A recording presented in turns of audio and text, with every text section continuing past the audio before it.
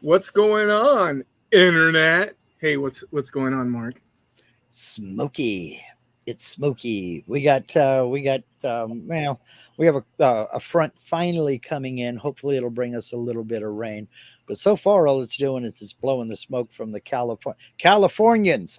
Your air is in my yard. Come get this crap and take it back down south.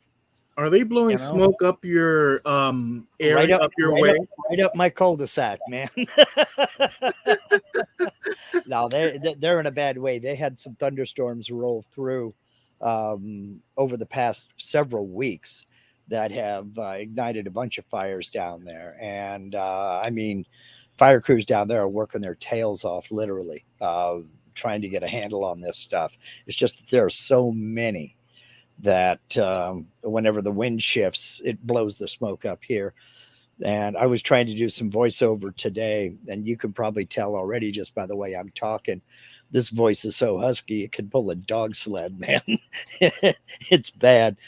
And I mean, but you're powerless. It's the air that you breathe. What are you going to do? You're at the mercy of the weather. And, Powerless. That's the you know, key word. that's it. Nature always wins. So, That's the key word for a lot of things. uh, Boom. Jim Dockerell's asking, didn't SoCal get hit by a hurricane? Almost. They got it was by the time it got into California, it had been downgraded to a tropical storm and then a tropical depression. It made landfall as a tropical storm, and I mean it just cruised right up into into the northern Nevada desert, and finally more or less fell apart in Idaho. Damn. So yeah, it was moving. I mean, Southern Cal got drenched and caused Like a lot. L.A., Yeah, caused Santa a Monica. caused a lot of flooding and a lot of problems. So I mean, Lord knows they needed the water, but not all at once. You know. Yeah, I remember it. The climate and everything. Just the most spectacular. I never properly sweated when I was up there. Yeah. Whereas Yeah. here, you sweat when you wake up and you're sweating. It doesn't matter. Yeah. You go out there, you say humidity, they go, "What's that?" You know. They I don't. remember I remember one time that it was all on the news, Uh-huh. on the weather, Mhm. forecast and whatnot, and like people were talking about it and said it's raining. Oh yeah, it's raining, right? And I was like, oh, it's raining, but I got to go do something. I forget what it was, but I stepped out Mhm. and I saw like a uh, to us that's not even rain. It's like a mist that sort of like just passes, and Mhm. people were using umbrellas Yeah. crossing streets, and I felt like I was like in bizarro world in terms of, because it was like, no, that's not really, you do understand. No, they don't understand because they're Mhm. not used to it here. If there's a similar thing, even if there's actual drops, but they're kind of like, it's not Yeah. like falling in sheets, then people don't know. Yeah, it's not it's a sun Don't shower. even notice it. Yeah. It's like fat fog almost. Yeah, but over there, it was something that stuck out to me, Mark, because it was so trivial as far as like its density Well, or its aggressiveness, that to me it was like, well, hell. And yet people adorn themselves for the proper well, when environmental variance. when you're not used to it, when you don't know how to react. I'll give you for example, in Death Valley, you're talking about an area at Death Valley Junction. You're talking about an area that gets a quarter of an inch of rain per year.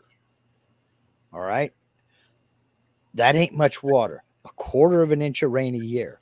This one storm, they got 4 inches. So that was 16 years worth of rain they got all at once.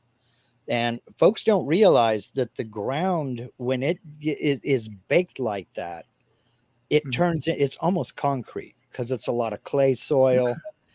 It's almost like concrete. I Mhm. mean, I'm serious. If you want to plant a bush, you got to get out a pickaxe and just really go to town on it. Yeah. And so the water doesn't absorb into the ground, it just runs off and Mhm. comes down these washes and these arroyos and just I mean, 3 inches of rain up in the mountains, you can have the Mississippi River in your living room. It's really something.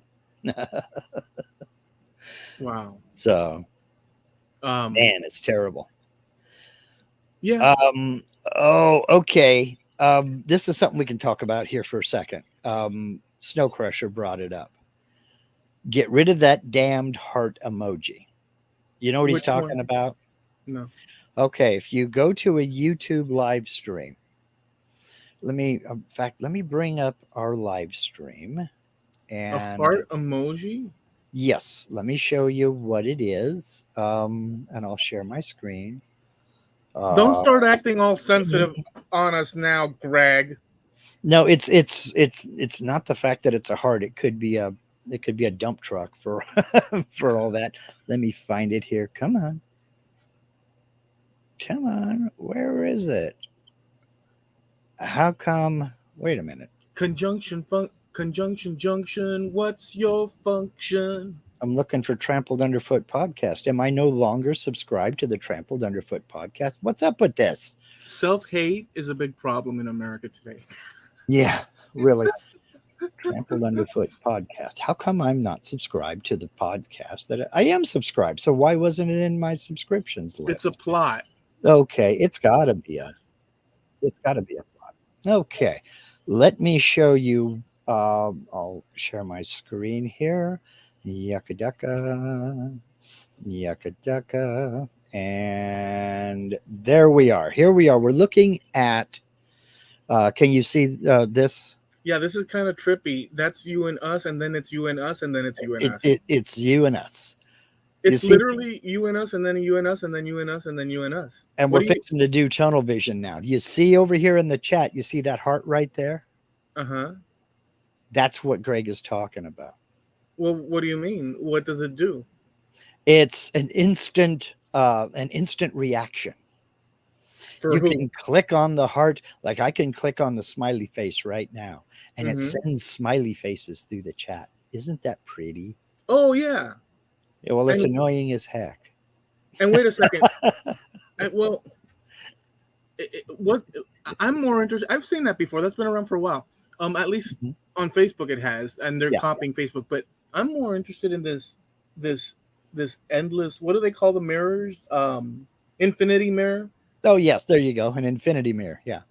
Well, We just keep going and there's going. a way when we set up the live stream, there's a way you can get rid of that because it also causes other problems. What other problems would that cause? A couple of live streams, one I was on and one I hosted. The chat, I don't know, have you noticed Mm-hmm. the chat hasn't moved? The chat So over here has not moved, even though it has moved over on StreamYard. could that be the reason then why the hundreds of thousands of followers that we viewers and such might be Well, missing? it turns out if you deactivate that little heart emoji, if you Yeah. deactivate that, the chat will catch up. And It'll how did Greg know all this backdrop information over this one specific thing? Well, he didn't. He just said get rid of the heart emoji. It bugs me. Oh, okay. I found this out myself, and I guess I forgot to tell you about it. Okay. Yeah. Well, I mean, okay. But I we'll just fix it. well, I mean, I don't mean to be like intrusive, but so remove the hearts, we get no heart love in terms of the little thing skyrocketing up into the clouds and stuff. I mean that we deserve that too. Yes, we're We do imperfect. deserve that too. But what happened was Google put out a Chrome update, and the Okay. updates don't play nice. So if you have that little heart on your screen, the Mhm. chat doesn't advance. And it also partially blocks the bottom line of the chat. It was right there where Steve just put in, it partially blocks the chat. You wouldn't see the word chat. All you would see is it partially blocks the. Oh, and Steve, the eagle has landed. The eagle has landed. Okay. Sweet. Continue. Yeah. I'm not saying it's aliens, but it's aliens. Yeah. Okay. Well, it may very well be. Them lizard people are very cunning. I'm I'll tell you something about lizard people because I know them well. Oh, okay. Do One continue. thing one thing I can tell you about lizard people is that even if it's not true, Mm-hmm. it's still, what do they call, like, little stories that have a moral to them? Like, Fables. yeah, I guess let's say that.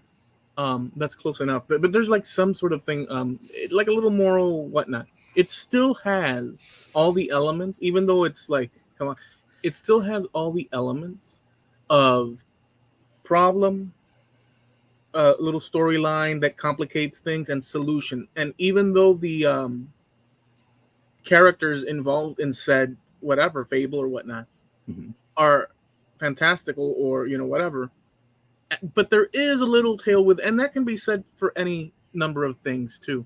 Sure. So um Sure. like the It's all flat on earth, how you present it. like the Like, flat earth one, they have mhm. sub, so like, if, let me just say this one thing. So if you're already suspicious of the government Mhm. and something comes across your window of observation that has an element of that plus some extra stuff, Mhm. uh, uh, I assume that plenty of people will, due to that one key feature that represents their thinking or way of whatever, or doubts or whatnot, they might just accept Sure. wholesale the whole. You know what I'm saying? So there's stuff like Yeah. that too. Well, and that's part of it, and that's going to kind of dovetail in with what the subject I said that I had Okay. to talk about, and that is we are quick to blame outside forces and other people, but we're real hesitant to blame us. We're hesitant to blame ourselves. That there's a reason why a lot of times there's a reason why people get away with some of the stuff they get away with. That's because we let them. Okay. My example is really benign as compared to some of the other stuff that we could be talking about. But I'm talking about holiday creep. Okay. It started out as Christmas creep. Now it's become holiday creep because it's no longer restricted to Christmas. And I discovered this last week, and I couldn't wait for the podcast to come on so we could talk about it a little bit. Last week, now we're talking the middle of August here, they already have Halloween decorations out in some of the stores. I don't mean they're hanging them up, I mean they've got them on the shelves for sale. People are still buying filters for their swimming pools. They're still buying chemicals for their swimming pools and blow up toys to play with over on the over in the lake or on the river or on the beach. And they've already got Halloween stuff out for sale. Today, walking through the store, they have Thanksgiving things out.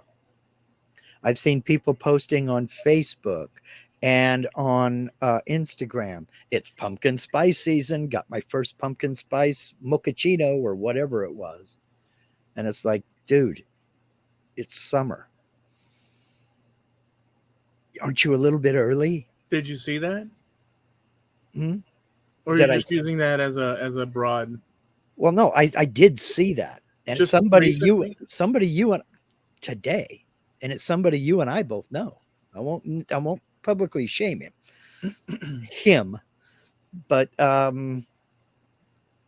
yeah, it's like the holidays are creeping further and further away. Now, they started this with Christmas. It started out as Christmas creep because I can remember as a kid, the holiday, the Christmas shopping season started the day after Thanksgiving. And that's when everybody was in a mad rush to get all their decorations up and everything in the stores and what have you, because they still had Thanksgiving that they were trying to sell for. Once That's what I Thanksgiving's remember. over, once Thanksgiving's over, everybody, I mean, just went nutso decorating the house, getting the tree. The stores had everything out there ready to go. But then it started creeping into November.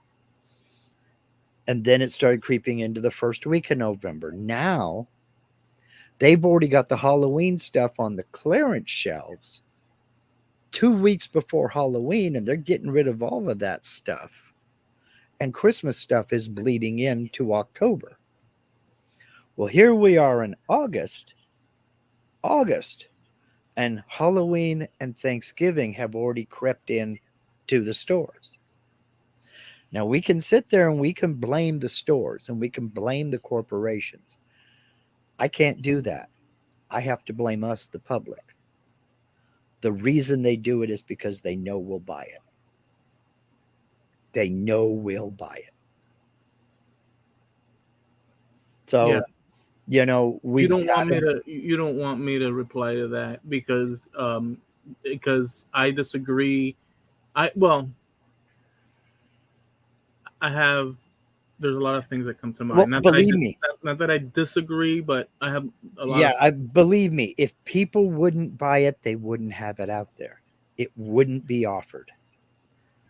Now, I get it. They have to be ahead. They have to get the jump because you've got a long season coming and everything else. But if you're buying your Christmas stuff in August or your Halloween stuff in August, you are really jumping the gun, and you are part of the problem. Sorry. I'll say it. So I think we participate. Mm-hmm. But what I think is that, um, well, the movie The Matrix. This kind of ties in with my example of even though a tale may not be Mm-hmm. specifically accurate, but the themes within it. Okay. In the movie The Matrix, which you haven't seen according to what you told me the last Yeah, time, I've seen a couple scenes from it, but I've never sat down and watched the whole thing. it's worth that first one Mm-hmm. is epically worth watching. But in any event, it's epically worth watching.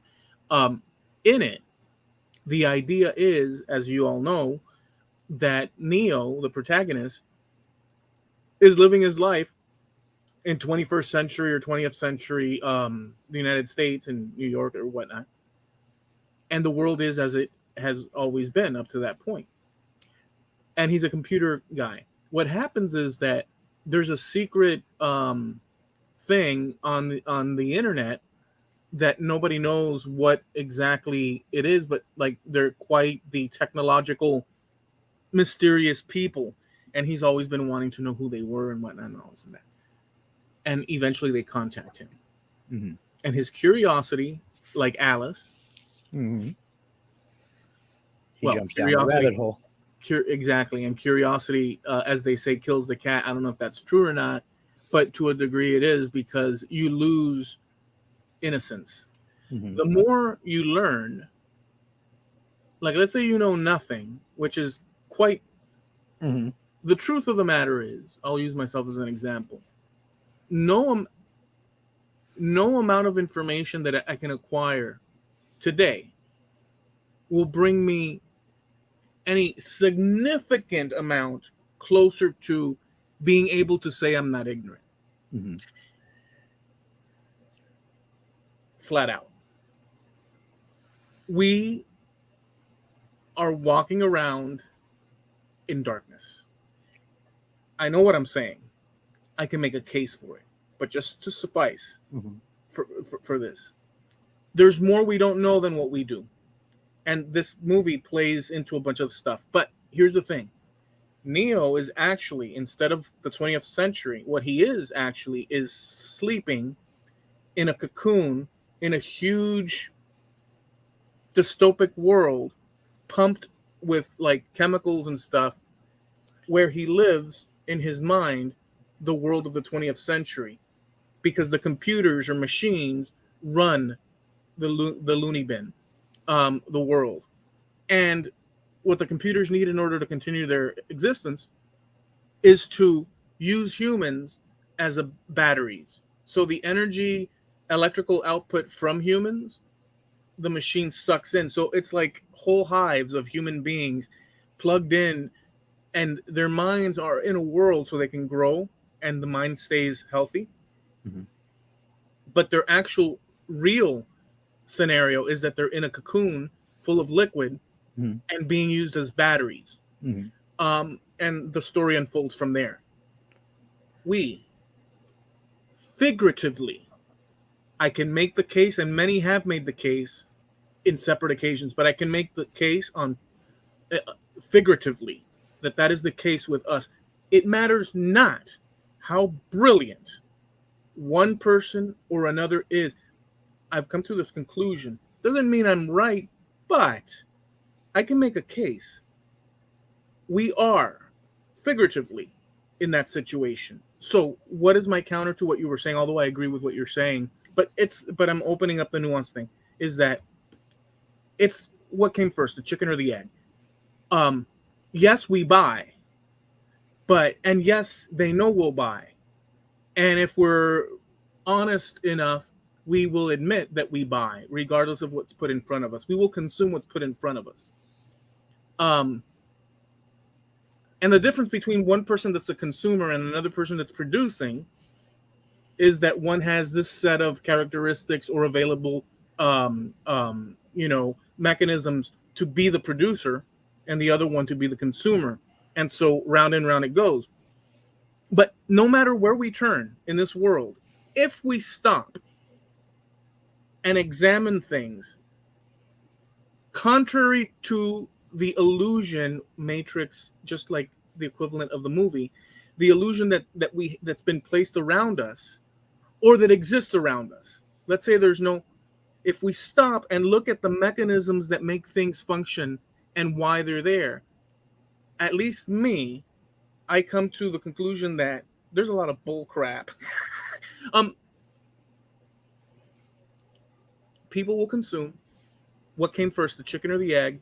It's a revolving thing. But as we escalate, last thing I'll say, as we escalate the weirdness of this cycle, we get into some sort of strange thing of what you're saying, where time frames that keep some sort of stability and some sort of start to shift. Now, is that normal? Has that happened, across time? I would Mhm. say that this is a flux that happens in time. But as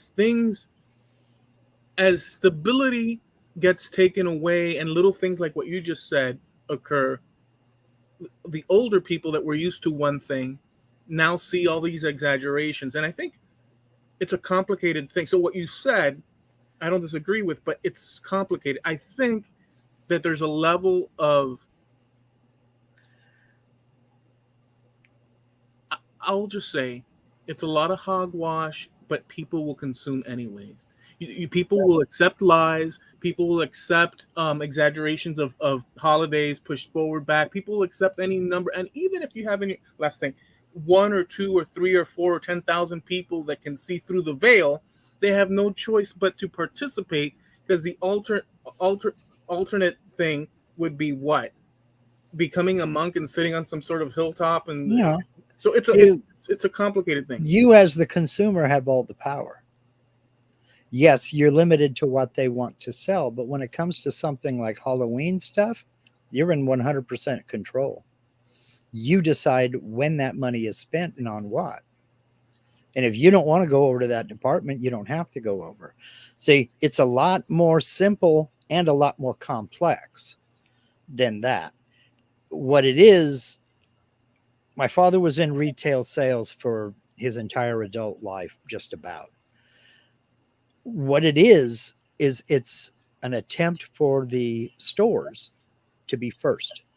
They know you want to buy this stuff, but if they can get it out there before the other store, you'll buy it from them and not the other store.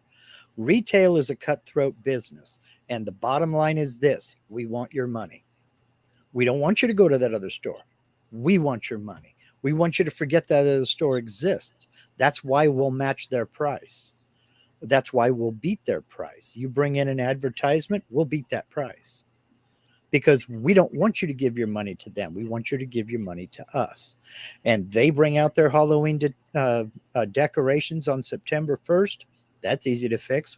We'll put ours out on August 18th. That's where the creep has led to.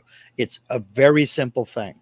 Believe me, nothing happens on a grocer's shelf by accident. You know some of this. It's a cutthroat business, and manufacturers and producers pay for that shelf space, and they want it at eye level. That's the most expensive real estate in the store, is eye level. You know, if you've ever pulled up in front of a convenience store and looked at the front doors, where are all the stickers for cigarettes and beer? They're right above the handles, because when you're sitting in your car, that's right at eye level. That's why you see all the advertisements down at the bottom of the windows, because that's right at eye level when you're sitting in your car. But as cars have gotten taller, everybody's driving trucks and SUVs, those advertisements have moved up for a reason. Nothing happens by accident. Why does a farm raise pigs? For profit. I mean, that's why farms raise anything, is for profit. Right. And exactly. But I use pigs as an example. It could be chicken, it could be cattle, it could be whatever. Right. And those creatures on that farm always produce similar behaviors throughout their lifetime. To a point, yeah. Similar behaviors throughout their lifetime. Not exact. That you can count on as the trend of, let's say, what chickens do. Yes, a chicken can, but the point. It's likened to that. Humans and advertising. To a point, because animals on a farm are captive. And you're not. You can go to any store you want to go to. You have choice. You can choose not to walk into that store. You can go to a different store. There's plenty of them out there. I disagree. But for the reason I'm saying, but go ahead. Well, go ahead. Explain your reason. Okay. So those differences that you just made are applicable on that level. But I started by saying, the point is, we know the behaviors of animals in terms of on a farm. Specifically, I said, pigs and whatnot. Sure. Humans aren't pigs. Right. At the level of living organisms. But the point I was making was that, like pigs, on a farm, there's the elements are the same. So you said, no, we're free to choose and this and that. Well, we can choose as far as what we are able to choose as humans are.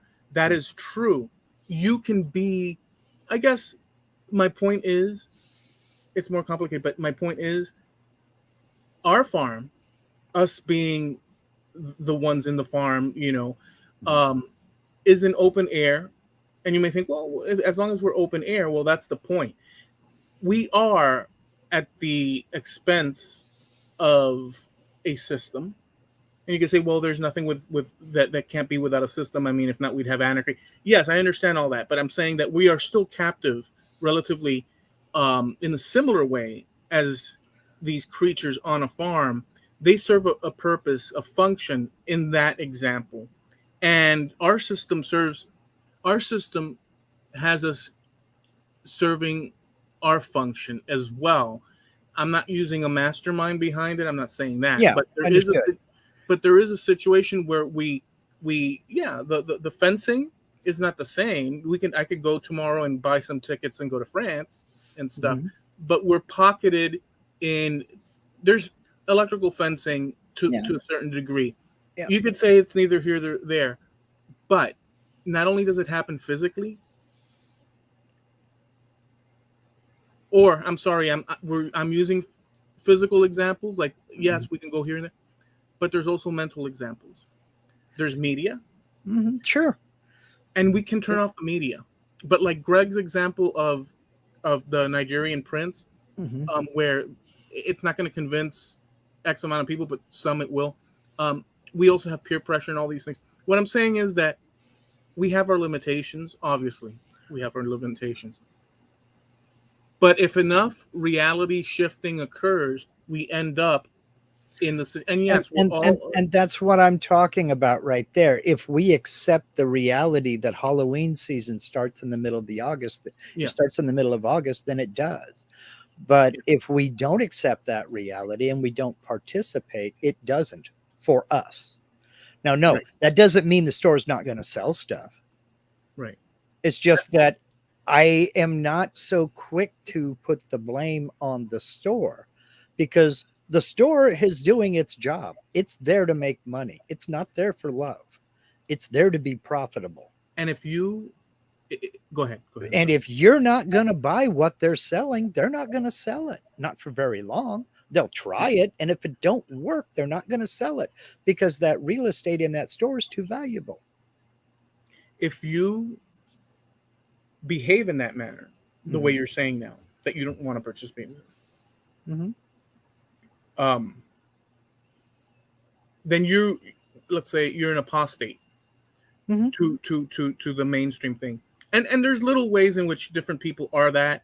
Yeah. In many ways, because we are, at the end of the day, this whole thing that you opened up is actually, so at the very base of it, you're an individual. Sure. Period. In terms of everything, or many, in terms of so much that it's impossible to. So you will make decisions and whatnot. You do have this ability. So humans are complicated, and that's why stuff rolls the way they do in many cases. But you would be an instance surrounded by people that accept a certain trend or a certain thing. Oh, so yeah. You will be like, not necessarily the hermit in the cave, but you will be an apostate walking amongst. Oh, yeah. You know, so yeah. Now it doesn't make it that and it's we've wrong. always been that way. We have always been that way, though. Think about all the kids you went to school with that were wearing the tennis headbands, and you chose not to wear the sucker, but you saw them every damn where. But there's other things that. Yes, but that's just one. Well, no, let me say the full thing. Example. No, I agree. But there's other things that I did accept. Sure. And so there's a lot of that too. So in that way, you may not accept this, and you're an individual because you're not gonna. But in its totality, of all the things that are presented in front of you, you are taken into the fold. Because there's no other option. You're given 100 different things. You may not like 10 of them, but once you've accepted 20, you're as good as well, yeah. And that's what the retailers know. They know that. Sure, we could go out and we could be self-sufficient. We could raise our own vegetables. We could raise our own cattle and grow our own meat, grow our own fruit, go fish, dig a well and supply your own water and be totally self-sufficient and not have to go to the grocery store at all. And there are people that do that still. Here in the US, there are people that do that, and more power to them. Personally, I don't want to work that hard. So yeah, I'm going to continue to be a retail customer, but I'll buy what I want to buy when I want to buy it. And if I don't want to participate, I won't participate. I don't buy a new bathing suit every year. I don't buy new t-shirts every year. I get my t-shirts in a 6-pack hanging on a peg.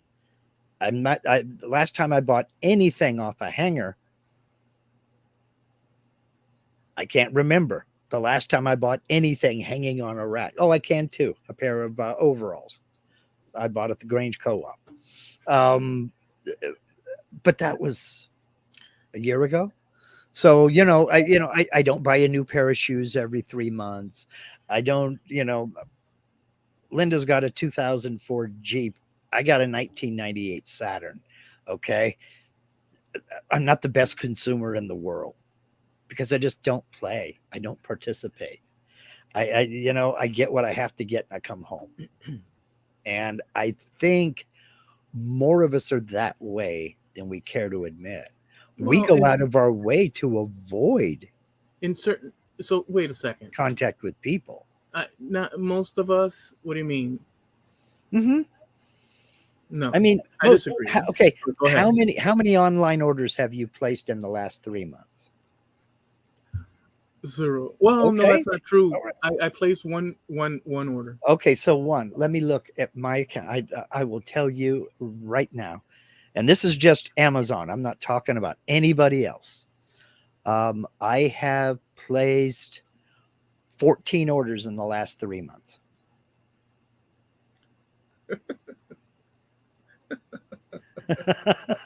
So I am a consumer. I'm just not the best consumer in the world. But Yeah, if people decide they don't like something, they won't buy it. I but mean, you do have to consume.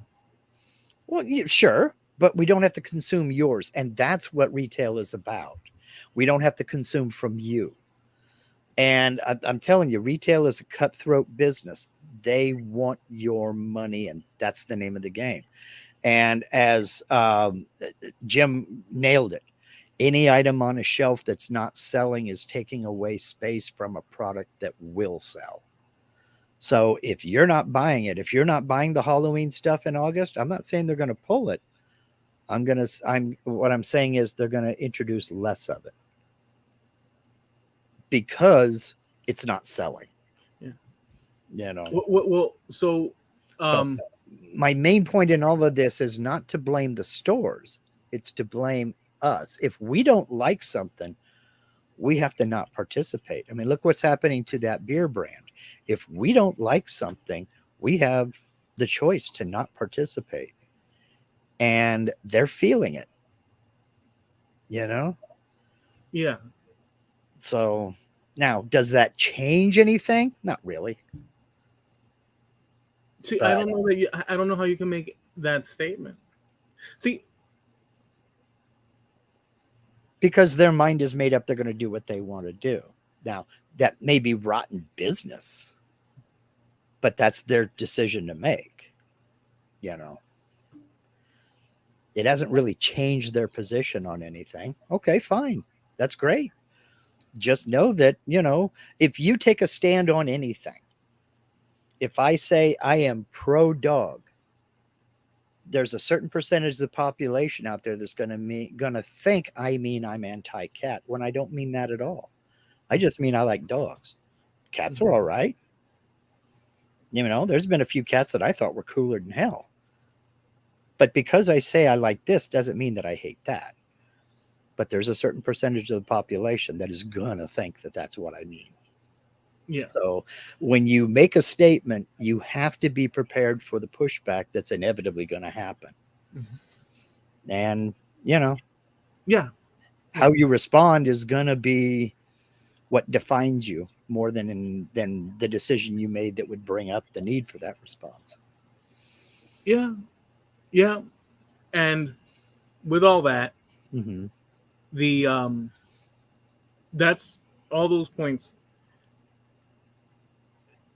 and that's the problem with containing human beings. All that, where you say, you know, you're a consumer, you made a few examples, or you brought up 14 times, but you participate as much, just that much, in order to get what you need done. Yeah. And so, but if, and that's your personal, because you're dealing with the things that either you require or want within your scope of you and Linda and your family members, let's say. But if you multiply that by however many billions of people respectively in there, Mm-hmm. they're still, you know, that's good Oh, enough. yeah. They may not get you on everything that they would want, No. Oh, no, they don't. but in the aggregate, 20 of you, you know Mm-hmm. what I'm saying? Oh, Or yeah, 100 I of you, do. or 1,000. Exactly. Right. So I'm kind of like you in that way, Mm-hmm. where I'll participate just this much to get what I want done. Yeah. But don't expect me to be Right. all enthralled with, you know, every pretty thing Yeah. they dangle in front of me. Right. And I'm not going to fulfill my shopping list on your website. That's not going to happen because I Yeah. still want to go and I want to see what's there. I want to hold it in my hand. I Yeah. want to compare it to the one next to it. I don't But want to look at pictures online. And I'll be honest with you, the things that I order online, because I live in a small town, 99% of them are things that I can't get here locally, and I try, but in a small town, no store can carry everything. There are a couple of certain brands that I like to buy of certain supplies. There's one glue that I like to buy. If I could find a local retailer that had it here, I'd buy it here, because when I need it now. I don't want to wait on UPS or the post office. I want it now. So there are certain things that I can't get right here locally. Those I have to go online and order. And I mean, we were looking for something, one of Linda's baking ingredients. We looked for it for, about 3 weeks here locally to various stores. And finally I just said, well, the hell with it. They got it on Amazon for this price. She has ordered me one. So I ordered it. So, within the world that you've brought up, Mm-hmm. I mentioned this one time before. Mm-hmm.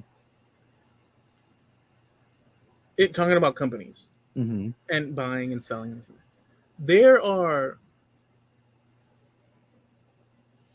methods that are used by companies to keep the image or thought of a product Oh yeah. actualized, in the minds of the public at large, so that their product is Mm-hmm. thought of, and then when people do come across it on a shelf, they'll remember that even subconsciously, and they might grab it. So it's a sort of it's the advertising, and we all know that our advertising, kind of like what Greg. So I'll repeat it, and even when Greg hasn't been here, in the fact he doesn't know, but I've mentioned, and I say it in this way, and for some reason I just enjoy it terribly, because it just so one few and far between brilliant moments. I love saying it. I always build it like that. That Greg had. A person from Canada, nonetheless, and it shines like brightly, is the concept of the Nigerian prince, where they write the letter. Because one time I mentioned, well, why do they write such a stupid letter? And Greg's response, it was so perfect that I can't help but try to fit it, like, wherever there's if you have a hammer, everything's a nail. Mm-hmm. And yet I find that it works regardless. So anyways, regardless of the fact that the gentleman is of Canada, and regardless of the one brilliant shining example amongst the desert that is his other examples, not just kidding, the Nigerian prince thing, because it's so ridiculous, only the most ridiculous oblivious people would sign up for said hack or whatnot. And I think that manipulate. So there's, if you have a product and you say, well, here's my product and it does X, Y, and Z, is one thing, and that's kind of clear cut. And if and you make the full decision. But if you have a product, here's my crappy or here's my product, and here's two babes in bikinis sitting next to them. Look at the babes, and do you see how close the product is next to those two babes? That means in the idiot mind out there, they associate hot babes with the product, and all of a sudden, anyways, with that said, last thing I'll say about this. Sometimes these advertisements are incredibly, what's the word? Let's call vacuous. That too, but let's for the purpose of this one, let's call it insulting. Yeah. Now, in order to be insulted, it's not necessarily true, but generally, because we have talked about this as well. In order to be insulted, you have to even begin to care. It's you that makes that insulting, because you're making connections, and some things are insulting. But just the same, a commercial is this thing they throw out, just like that Nigerian prince email, and see who grabs it. Anyways, one of the most, to me, annoying commercials is the brand new McDonald's thing that they have, where at the end of each little segment bit, the guy says, yeah, and you can get this at McDonald's for such and such. Do do do do do. That do do do do do. And all sorts of people say it in the commercial. Sometimes it's a girl, maybe a girl and her daughter says, where are we going, honey? Mommy, can we go to? Of course. And by the way, I'm loving that. Do do do do do. And so I get chills that run up my spine when I hear that little catchphrase at the end, because what they're doing is, to my understanding, is that, and it worked on me because I'm singing it right now, except that I'm very pissed at it, and I drive by the McDonald's and I even throw out my to me, it's so abrasive and so antagonistic and so demeaning. It's not demeaning necessarily, but it's like, hey Mark, hey Mark, do you need a new oil filter for your car? Brand Acme is great. Do Acme. It pisses me off. I know Well, it's ridiculous, but yeah. what should piss you off even more is the fact that it worked. No, I know what it was. So when I heard it the first time, I was like, what an annoying thing that big. Mm-hmm. I know the function of it, Mm-hmm. but it worked because It didn't get you into their store to buy anything, but you remember the jingle, you remember what that means, and you made that association. Yeah, because I have a memory. That's what they wanted. That's all they wanted.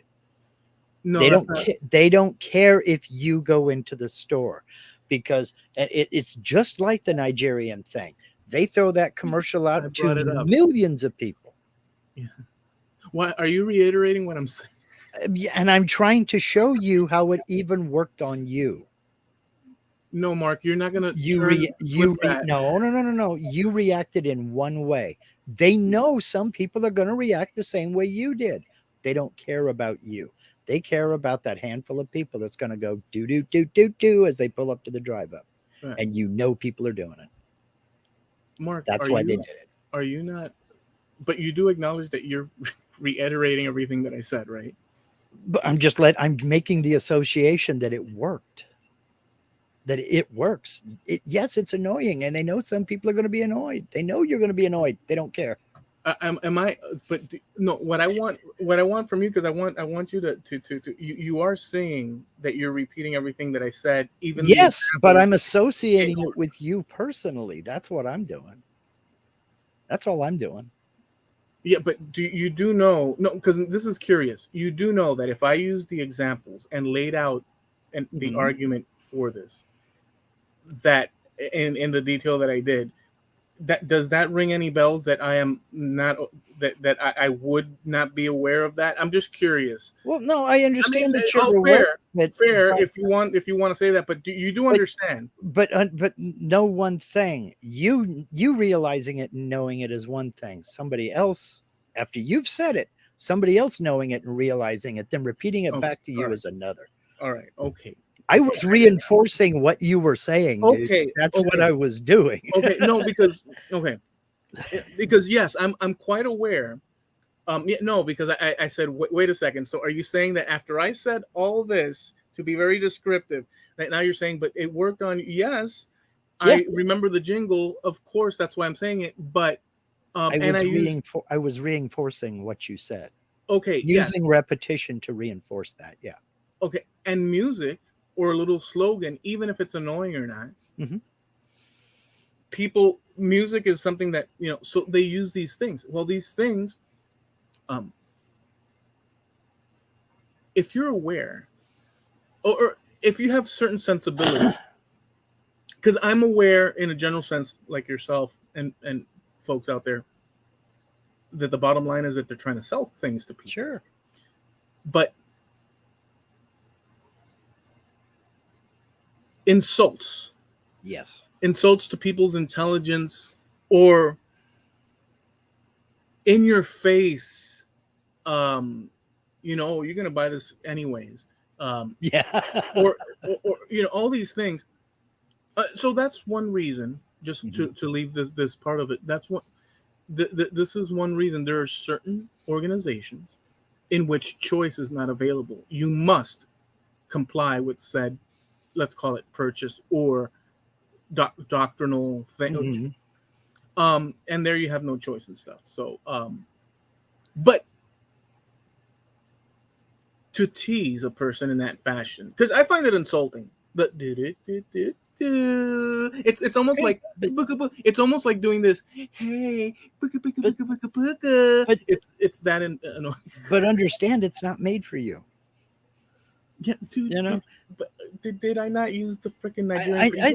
yeah, I know that, but Yes, you Mark. know, you're Yes, it's not taking, made for me. and I agree. There are some commercials out there that are just annoying as hell.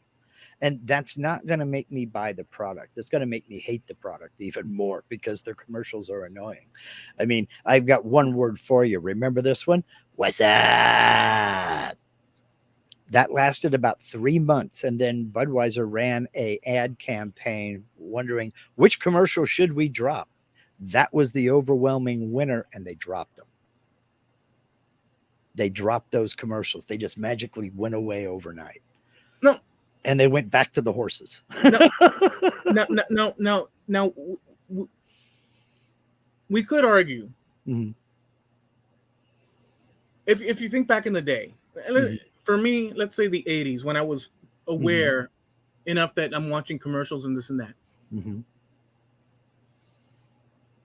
There was a lot of commercials back. If you ever go on YouTube and you search those out Oh yeah. and just sit through one of those, like commercials Saturday, September 1985 Mhm. commercials, or whatever, which are interesting to watch because Mhm. that was us, or that was Yeah. what we experienced at the Remember time. remember the California raisins? Yeah, yeah. Yeah. I mean, I, I thought that was great.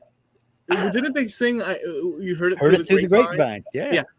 Um, if you remember how they polished their, and they all had different things, but if you watch those commercials, even in the '80s, because remember the '80s, at least when we were in it, Mhm. it felt like there was a slight element of debauchery, to a degree. Not really, but there was a little bit of like people were pushing, things were going, we were rolling. Oh, Yes, okay. as a kid, I saw that, but let's not argue debauchery in itself. I'm just saying that it seemed less pure than me watching it 30 years out. It was a lot more in your face. But we were also kids, so we were certain that that was meant for us. They're talking to me, Yeah, you know. but So when the California raisins came on, it was almost like a miniature cartoon itself. Because you got the claymation, the animated, heard it through the grapevine, you know. well, let me clear up what I was saying. Mhm. I'm not saying that the commercials were debauchery. I'm just No, saying the environment and like music, just culture in it was general. pretty selfish. Yeah, it was There was pretty that. selfish era. But if you watch the commercials 30 years out, like today's Mhm. world or so, the commercials had an umbrella, like you'd see mom and dad in the commercial, whatever product they're selling, and the kid outside, come in, Timmy. The food is and okay, mom. Bye, guys. And the color was like this soft bloom, Mhm. warm. And repeat that thousands of times. Um, at least in commercial world, what they were pushing in order to associate with their products compared to today, Mhm. my judgment, I'm not saying it's, Well, I think it's my judgment. No, I know it's my judgment. Maybe others would agree. That was much better. it I would was. say that, but Yeah, but we're of that era, so we understand it. We get it. You know, you could watch a commercial for Transformers, and they were talking to you. You know, here is, oh yeah, they were. you know, or GI Joe, or Star Wars action figures. They were talking to you, and you knew that they weren't talking to your mom. They weren't talking to your dad. You knew they were talking to you. Here's Boba Fett, and you can get this action figure with his spaceship and stuff like that. So we could relate to that. We knew they're talking to me. Mhm. The Budweiser commercial with the frogs, I knew they weren't talking to me. I didn't know why they had frogs, but I knew they weren't talking to me. I will say this also. Mhm. So this is my argument for whatever it's worth. I see it this way, roughly. Okay. Even though the 1980s cartoon of mom and dad, they're in the kitchen, Mhm. I can almost close my eyes and see the glare Yeah. of the sun pouring into the kitchen with warm Hmm. colors, and they're in there, and the kid Joey's running back in, the sprinklers are on because food is ready, and Hmm. whatever they're selling, that yes, the idea of that, flat out, is warm. And I if I had to check off words, I'd say correct, idealistic, normal. I'd be checking off all those things. um, if that doesn't reflect the reality of people back in the 80s across the board, and people in real life were sitting down after a hard day's work or trouble with the family, like normal life is, because life is more messy than a commercial. Sure.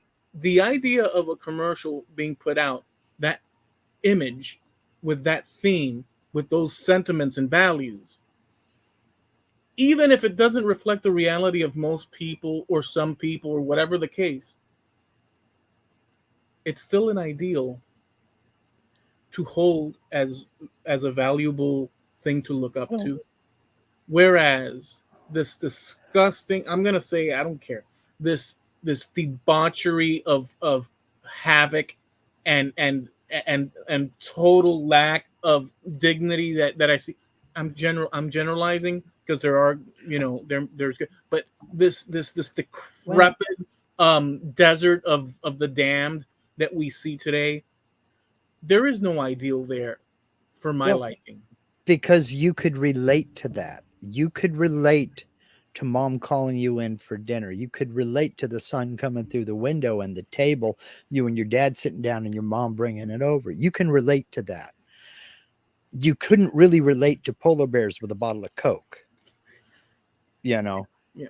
I I can't relate to mom, dad, and the kids gathering around the table for Pizza Hut because that wasn't a part of my upbringing. Yeah, we had pizza delivery back then. Yeah, we could order from Pizza Hut and go get it or have them deliver. They had all that, but that I can't relate to that because that was not a part of my reality. If we were going to have pizza, we were going to get up, we were going to go to the pizza place where they ran a 16 millimeter projector with old, Charlie Chaplin movies up on a big screen on one wall. That was half of the fun of going to get pizza was the stuff there along with the pizza. I can't relate to DoorDash. I can't relate to Uber Eats or any of that stuff because I don't use them. So it's not normal to me. So I don't pay attention to that kind of thing. That doesn't make me want to Taco Bell. Now we deliver with yuck and yuck and yuck. No, if I want to go to Taco Bell, I want to go there, look at the board because I've only been there a million times. I don't know what they got. I want to go there. I want to look at the board and I want to pick and choose this, this, and this and bring it home. So I don't relate to what's being advertised now because I don't use 99% of it. You know, I don't know. I'm just kind of weird that way. So my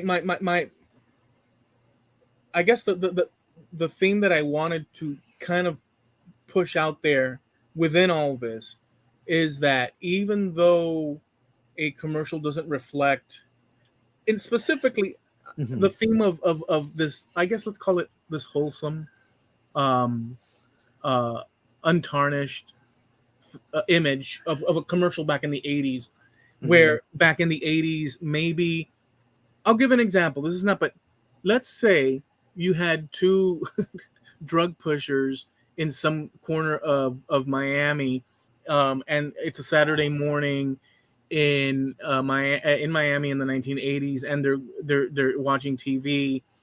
These people are the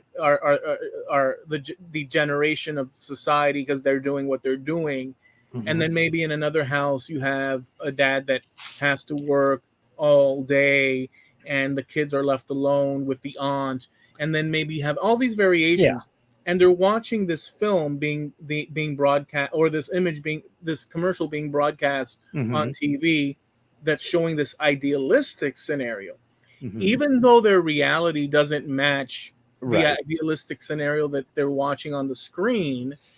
The fact that the screen is pushing a more wholesome thing, Hmm. um, I like that, because it's And something to as opposed to this debauchery. well, I get your point on that, and I agree with it because I would venture to say if you think about the type of advertising you're talking about that you grew up with and the type of advertising that I grew up with when it came to that type of a commercial, probably the only thing that changed from when I was a kid to when you were a kid was the hairstyles and the clothes. That was probably about maybe the colors of the kitchens. But basically the family dinner type commercial from 1965 was probably pretty damn close to the family dinner type commercial in 1985. Yeah. It's only when we started backing away from that idea of a family sitting down to dinner that and that became normalized where you know dad can't come to dinner because he's got to go pick up Susie at ballet practice. So mom and the son are going to go to McDonald's. When that start getting normalized, people started identifying with that. I mean, I don't know what your household was like, but my household was if you don't come in and eat at dinner time, you'll find a plate in the fridge. Then no, you can't cook. So you eat it cold. In the beginning, we used to all eat together, just the Hmm. three of us. Dad had his chair. That was Dad's chair, Hmm. and we all ate. As the '80s kept rolling Hmm. with that theme that you're saying, all of a sudden, maybe Dad ate at one time, but I didn't want to, or I was riding bike. Okay, well, he's riding bike. He can have his dinner later. It slowly started to, and then all of a sudden, McDonald's or like the Taco Bell thing, Hmm. um, and it started. But from the '70s into the '80s, it was that you're saying, everybody sitting down, and as Yeah. the '80s progressed, it Hmm. started becoming more that you're saying after the fact. Um, Hmm. so we experienced. So I had one foot in the past, and I do to this day, Hmm. and one foot in that Well, future. yeah, and there was a little bit of that when I was growing up too, because at first mom was a housewife. She even took her apron off to sit down at the table. The last person I saw wear an apron, other than Linda when she's spinning or doing demonstrations, the last person I saw wear an apron was my grandmother. My mom never wore an apron in the kitchen, not once. My grandmother did. But it went from that to mom has a job too, and I'm a working mom. And how do I feed my hungry family? Hamburger helper. If you're eating hamburger helper 5 nights a week, you know, you got bigger issues than hamburger helper. But that was that was made normal. It was normalized. And canned chow mein was normalized and things like that. You know, it was that little bit of a kind of a creep. They're trying to identify with a portion of their audience, and the other portion that can't identify with that is going, oh, that's what's going on. Oh, you watch Levi's commercial, you think everybody in the world wears Levi's. Maybe 25% wear Levi's. You know, it's I don't know. Advertising is weird in that it's there to get you to associate a certain thing and associate a certain emotion and associate a certain feeling with their product, and you can't have that emotion or that feeling unless you're using their product. you know So another aspect is that might be. I mean, it's not like I've studied this. I've just observed and things, But another aspect is the timeline of a human being, their development from a child. into an adult. And although it's not always the case, at least it's happened to me, and I could assume or extrapolate from that it happens to many people, where things that as a kid one thinks is cool, once you're an adult and you roll into it, you realize, at least me, nothing is really cool. It's all a bunch of hogwash. This is my aggressive way of saying it, but it's just all a bunch of people doing whatever, and some people like and some people don't. Yes, and you can get entertained in this and that, but it's like, with like these themes of these actors and the this and that, and you start to see, you look at the thing and say, well, no, it's all kind of illusion-y. You know what I'm saying? Like the importance. So, for instance, the importance one places on some sort of actor and stuff. Granted, people appreciate different things depending on what they're into, and this. Like, I understand the complexity, but like in a general sense, I'm saying,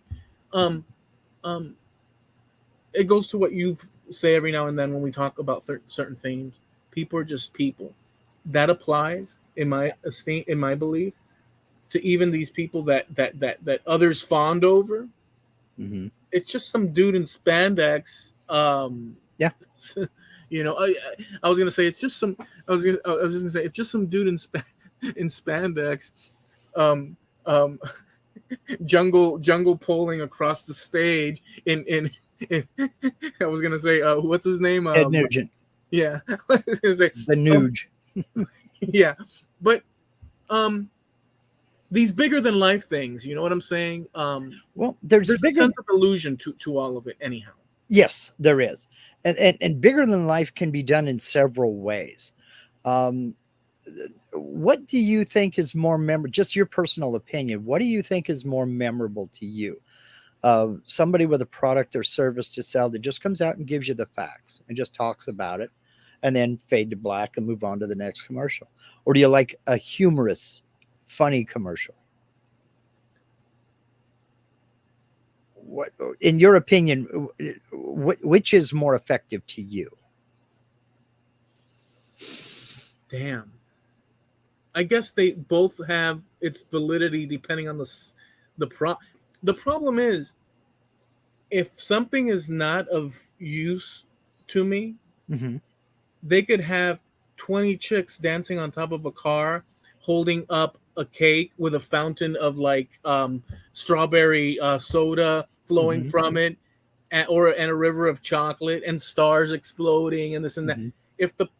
If the bottom line, I don't need that damn thing, or I can't find application for it, it doesn't matter the whole thing. As far as entertainment, that would be entertaining to look at. Oh, sure. Yeah. But then you find out they're selling windshield wiper blades, and it's like, I don't need that. Right. Yeah. Okay. Yeah. Well, the reason I asked about that is because this was a topic in advertising circles for a little while. Do you remember the old Allstate commercials? Where you had, the guy's name was Dennis Haysbert, real deep baritone voice. Yes, I remember. Standing there talking to him. It was in the darkness, and there would be lights, and he'd show up if you need Allstate. Well, it was that, or this could have been avoided with, or he's standing out in the middle of an intersection or something. Are you protected? Allstate. Yeah, I remember that. Real matter of fact. And the guy has a killer voice, I gotta say. Then they switched over to the other dude who was Mayhem. And I'm a 16-year-old girl. I'm just learning how to drive. And I don't care where I'm going. He looks up and hits the gas and rams the car behind it. Oopsie. And he's wearing barrettes and the hair ribbon and the whole thing. And if you're not insured with Allstate, your insurance may not cover this. So protect yourself from mayhem like me. And he rams another car, that kind of thing. Yeah. Both commercials resonated with a certain audience. And they really didn't know which way they were going to go. So they ran them both at the same time for about a year and a half. And then suddenly Dennis Haysbert went away. And now he's doing other things. He no longer represents Allstate because people wanted mayhem. They reacted more to that humorous attempt anyway. And that got ridiculous for a while. It was like every product had to be funny. And then all of a sudden that went away as well. But one thing that hasn't gone away that I wish would go away is animated characters. I really do. I'm 62 years old. Mama Bear, Papa Bear, and Baby Bear using a certain brand of toilet paper is not going to force me to buy it. It's not going to induce me to buy it. It's going to make me think, what do you think? I'm 6? I'm bypassing your product as fast as I can in the store. I think that kind of relates to that insult to your intelligence, like you were talking about. Yeah, because it's like, I'm going to respond to Bullwinkle. I'm not going to respond to Bambi. that is a good point, though. That is a good point that they tested it out to see what resonated with the most amount of people. And it is a good point that you so when we began this, um, boy, I had it locked and it kind of slipped. But when we began this, I'm gonna have to go broader to get a sense of what or to say the sense of what you started with. Um, as far as what people like and advertising, I had it honed in, but it slipped because my mind went. Well, I was asking if you preferred a more serious tone or a more humorous tone. No, even further back, like when we okay. started this particular avenue of, um, there is the simplicity of it, um, that we started with, like that core thing of the advertising and people, consuming. Just let's just say the overview of what we talked about up to this point. There is that, I guess, cause and effect, or that bouncing back. The public, if you want it, you have choice. You can go to a million places. At the end of the day, um, the simple fact is that people have different values. Sure. Um, and they may tag certain values onto a product, and these companies want more positive than negative, I would assume, Yeah. over their product, so that people feel comfortable to go and acquire and whatnot. Um, some things we can't avoid that we need to purchase, regardless if the commercial is somebody squatting down and um, like, oh, that's a crappy commercial, but I still need the product. Like, there's certain things, like, I need new tires. There's no, Yeah. it doesn't matter what, like, but some of the elements that we brought in after the fact throughout this conversation, at least I feel that, or I kind of suggested, was a sort of like, cultural moral aspect to it in terms of Yeah. values. I brought that angle into it. Yeah. And I can't help to think that maybe it's what you're, but I can't help to think that, and I don't know if my bias because of my position and age and whatnot and this experience, but it feels like, broadly speaking, things have become unhinged or unraveled to a Yeah. degree, one way or the other, as Well, opposed to more ordered and this and that. It's just my perception. you used a word several times in our earlier description of the family at the dinner table thing, when you said the word wholesome. Mm-hmm. And I can tell you right now, from everything I've seen in pop culture and just from discussions with people, wholesome is seen as antique, that Okay. nothing is wholesome, you know? I mean, but that's not to say that everything back then was wholesome. I mean, Jim Dockrell brought up "Don't Squeeze the Charmin." I mean, come on, you got to admit, Mr. Whipple was a creepy dude. He had a fixation on toilet paper. Come on, So there were creepy people in ours too. There were annoying and obnoxious people as well, but it did have an overriding, I don't know, maybe a moral compass, maybe a soul to it. And there were certain things that were kind of seen as, we're not going to go there. We're going to try to appeal to as many people as we can.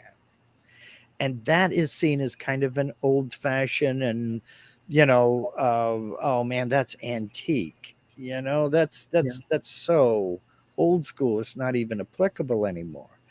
Now everybody is trying for that one little group or that one little pocket of people that they think is not being representative or represented, or they're being underserved. So we have to go for these people over here. We have to go for the ones who have purple hair. Well, I don't care what color your hair is. If I like your product, I like your product. But if I don't, I don't. There's nothing that you're going to do to convince me that your product is better than the one I've been using for 30 years. There's also brand loyalty. People that only buy one brand of coffee. And there are other people that only buy one brand of salad dressing, you know, and they're never going to try anything else because it's not that brand. And that's fine. But to go out of your way to be annoying, insulting, or preachy, to me, you close ears. And I don't care what product you're trying to sell. You're not gonna attract me personally. And I venture to say there's a percentage of the population that's going to be turned off as well. You know. Yeah. The as far as that's concerned,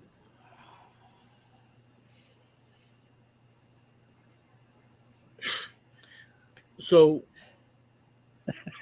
Jordan Peterson. What? This is I'm actually sorry. No, I'm laughing at something Greg said. I'm sorry. It's gonna derail you. go ahead. I've got an idea for a commercial. A bear using a rabbit for TP. Then someone says, "Saber rabbit, you Sharman." That might work. And then the rabbit going like the rabbit Crawling away in the bushes. Yeah. trailing. No, I'm not. Yeah. Save a bunny. Um, the thing about catering to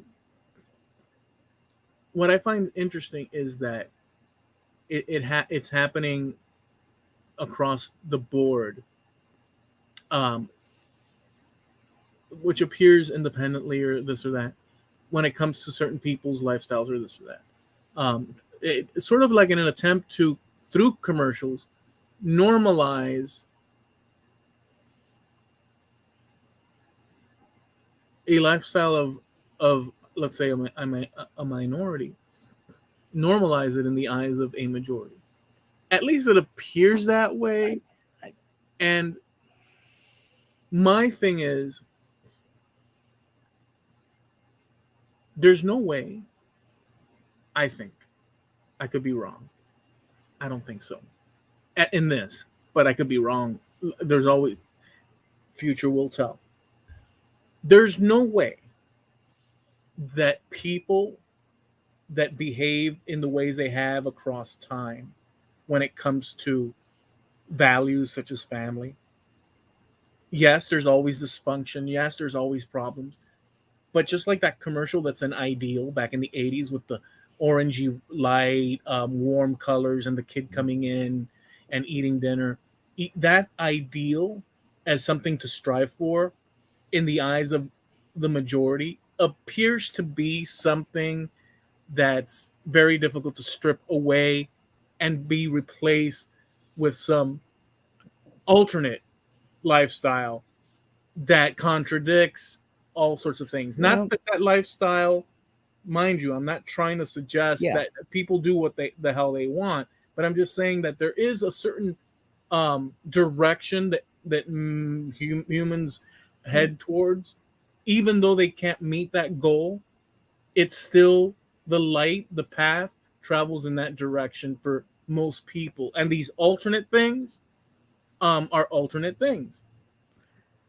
yeah, and I have mixed feelings about that because there are going to be certain products and certain services that have to be targeted to a certain group.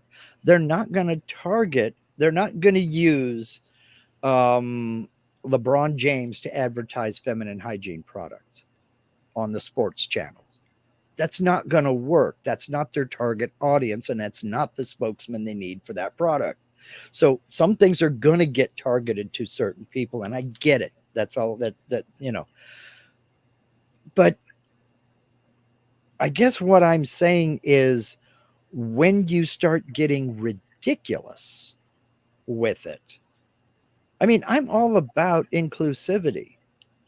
I mean, great, fine, terrific. It's a cross section of human existence. I mean, there are millions of dinner tables across this country and millions of families sitting down to all kinds of meals. You know, it's great to show that. And it's great to show um, dad picking up the kids from soccer game. You lost. Let's go to McDonald's. That's an okay commercial. I got no problem with that. You won. Let's go to McDonald's. I How got about son? You lost, but I pre-purchased a participation trophy. yeah. I mean, make it something that you can relate to. Yeah, Make it something that most folks can relate to. The ones that drive me up a tree, as Greg said up here, the advertising I don't get is the ones I can't figure out what they're selling. You remember the old Calvin Klein ads where you had some buff dude with his shirt off standing there in his blue jeans yeah, in black and white, of course. Had to yeah. be I in remember. black and white or sepia tone. And then some other woman, across the room from them, and they're talking about something that Cindy Crawford, and you her. yeah, you don't know what the hell they're trying to sell until the very end the thing comes up. Calvin Klein. And it's like you didn't even show the jeans. You just showed some dude with his shirt off who happened to be wearing jeans. You didn't even zoom in on the logo. For all I know, he had Wranglers on, Yeah, you know? Or two people cruising down the highway and they're on a road trip and they're talking about this song and that and the other and everything's great. And then one of them tells a joke and you get the big faraway pan shot of the car zooming off into the distance. Chanel number 5. Maybe he'll notice. What the hell was that? What did that have to do with a road trip? Come on, man. At least make it relatable. yeah. You know, I don't know. The thing is, not so much that they put them out because it's a shotgun approach. They're going to try whatever they can to get noticed. The thing is that somebody in that boardroom thought that was a good idea. And the others agreed to it. Let's Yeah. read. Let's read. I don't know if this is pushback or not to what was said before, but Jim says the business world is pro inclusivity too. It makes them money when someone who can identify with a culture can go to that country and sell them things. Yeah, they are. That you would. Yeah. Yeah, but so things like And then he followed up with saves potentially saying something insulting or a bad taste. Okay. Um, I can see that too. I can see where in the current climate, people have to be careful with what they say and they don't know what to say. So they get really obscure about stuff. If you got to be that worried about it, maybe rethink your entire advertising campaign. so boy, I'll say this, although this is not a final word. This is more like just scouring the this area. But as far as the United States, we see this thing with Bud Light that happened. Mm-hmm. Yeah. I don't know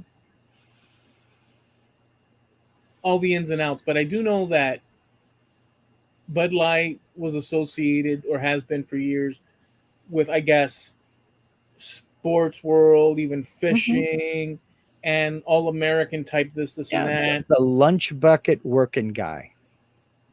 So, um, and those people, right or wrong, as a general thing, not specific, because again, if we go specific, it goes to the individual, and there can be much variation.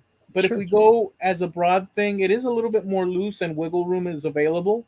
Mm-hmm. But you do see a broad thing, like a general steering in one direction according to Yeah. values and traditions and so on. Well, So broadly, they appealed to a huge portion of the country. so to a broadly speaking, to introduce that commercial that they did Mm-hmm. to cater to a specific demographic, um, turned all those people off, and there was a counter campaign through social media Mm-hmm. to accentuate that. At which point they've gotten into all this trouble, um, and it goes to an extreme case where it's do or die in terms of you have this group and that group, but it on a broad scale you can say it's this group and that group because it steers towards people that don't give a crap. Sure, show these alternate lifestyles, Mm-hmm. broadly speaking, and then broadly speaking, you have these people that say, no, we don't want to participate in that showing that lifestyle with the product that we consume. But that's broadly speaking. Sure. If you were to go into each broad category of people with different ideas over that Mm-hmm. and parse through that, you'll have opinions that are nuanced, that Mm-hmm. complicate it even more, and you'll see. But as a general flow of the river, Mm-hmm. people that bought that product, the image that they have of it, the feelings that they attach to the lifestyle that involves that product within the sport that they and all that, it kind of doesn't match, and so there's that pushback. And you hit the nail right on the head when you said the feelings they had attached to that product, Yeah. because it was seen as made for the working stiff, the lunch bucket average Joe who mowed his lawn on Saturday, watched football on Sunday, NASCAR when it was on, or went to the hockey game or any of that other stuff. It was the middle class working stiff who associated with that brand. And when you took a huge turn, you pivoted 90 degrees away from that core. A lot of people rebelled against it, and they're still getting backlash for it to this day. Where if, and this is just me talking here, I don't think they would have had that kind of backlash if they'd have done it with another brand that they already make and already sell. But if they'd have done it with another brand and not that particular one, I don't think there'd have been the animosity or the backlash that there was. Because there's other things going on concurrent Mm-hmm. throughout American culture, at least United States culture, where you have all these touchy themes with school, Mm-hmm. allowing or introducing certain concepts, Mm-hmm. and so Well, under that banner of the people they're trying to cater to and stuff, and other things, and just there's a bunch of stuff, and people are seeing that, especially with social media, where there's, um, I guess you'd call them alternate news type people that point things out that propagates on the news. mm-hmm. So there is divisions with these things, but I, I just say it almost feels, well, it has to be manufactured because there's nothing that just happens. Well, that's not true either, but it almost feels like a manufactured bullcrap thing to have people arguing about. There's no reality in which I agree with that to a certain extent. I agree with that. I don't think that there's a reality in which the major there's a difference. You can have individualistic situations, but the majority of people aren't going to buy into, no matter how you paint it. So I'm just going to say, no matter how you paint someone, I'll just be broad with this. Mm-hmm. If I'm not attracted to the person intellectually, Mm-hmm. whatever, physically, Mm-hmm. music, just generally, if I'm not attracted to that thing, it ain't gonna happen. Yeah, well, and you hit the nail on the head earlier when you said the feelings that they associated with that product, because that was the overwhelming response that I saw. These people felt that the product was leaving them and insulting them. Okay, it wasn't the fact that they got somebody to make a commercial. There are tons of commercials out there made by people that other people just don't like. You know, years ago, we have them on the West Coast. I don't think you have them on the East Coast. Out here, we have a brand called Carl's Jr. It's a fast food joint. I think it's Hardee's back east. But it's the same restaurant, just a different name. Paris Hilton did a commercial where she was washing the car. And she's doing all this crap, leaning all over, doing the artsy thing. And it was to sell a stinking hamburger. Washing a car's got nothing to do with a hamburger, but they were trying to appeal to that football watching, NASCAR watching, beer drinking crowd, and it worked. You didn't see that on the Lifetime channel. You didn't see that on during the daytime soaps on network television. You only saw it during certain sporting events. So they knew where their target audience was and they targeted that advertising towards them. And they had other commercials for the other ones that the lunch bucket guys weren't watching. It wasn't the fact that, so it wasn't seen that Carl's Jr. had left anybody or insulted anybody. People saw they're targeting the guys with this commercial. And there was a certain emotion that was attached to that commercial that made guys suddenly want to go to Carl's Jr. You can't deny it. It worked for a certain percentage of the population.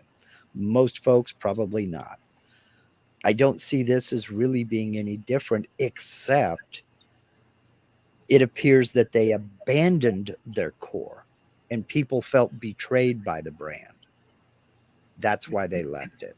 It's got Coca-Cola with the new Coke. That almost started a civil war. I mean, I don't know if you remember that. Coke changed its recipe and it was new Coke, and that lasted about a year. And it took them about 5 to recover from that because people felt NU, right?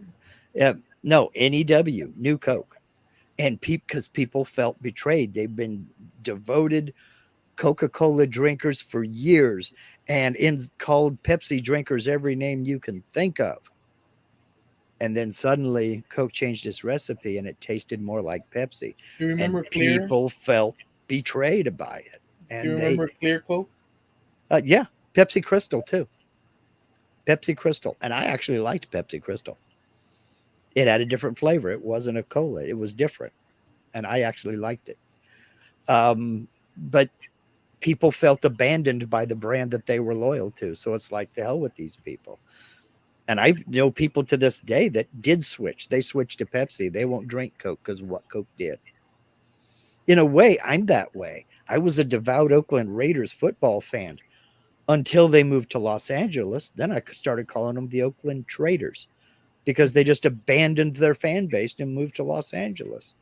So why should I be loyal to you if you're not going to be loyal to me? To hell with you. I jumped on the 49er bandwagon and didn't give a sniff about the 49ers or about the Raiders after that. You know, I mean, when people have loyalty to something, they are loyal to it. And so if you take a stand on anything, you have to be ready for repercussions. Doesn't matter how right you think you are.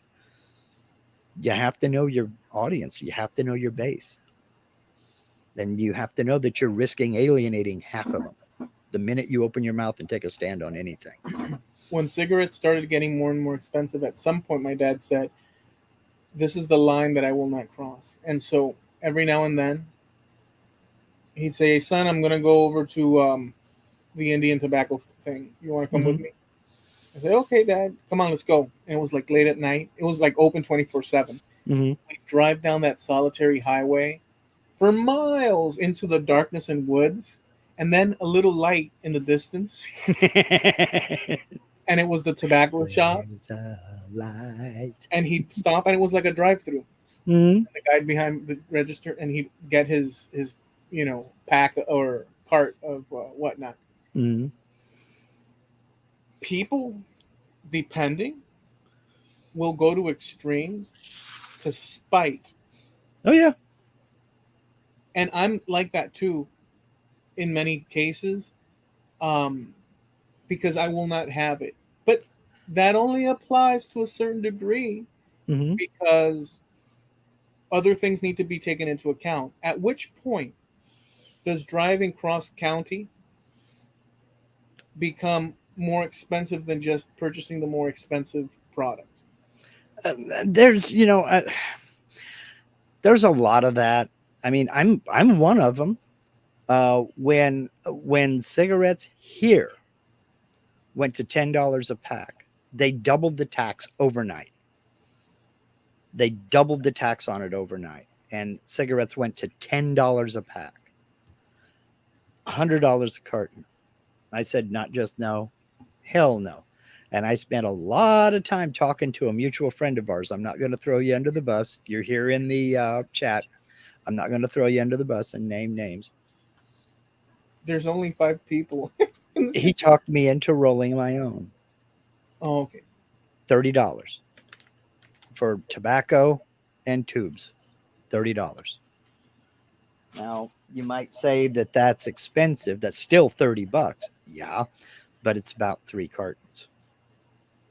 So, no, I'm not paying their tax. But much like your dad going to the reservation, I didn't have that option because there is no reservation around here. There is down in California, but I'm not driving that far to go get them. So I took a different route. And there's a workaround, you know? I'm gonna throw this out there, and Snow Crusher said, "Are you buying egg?" Wait, let me put it up on the Yeah. thing. Are you buying eggs yet? And the answer to that is no, although they are less expensive now. Yeah.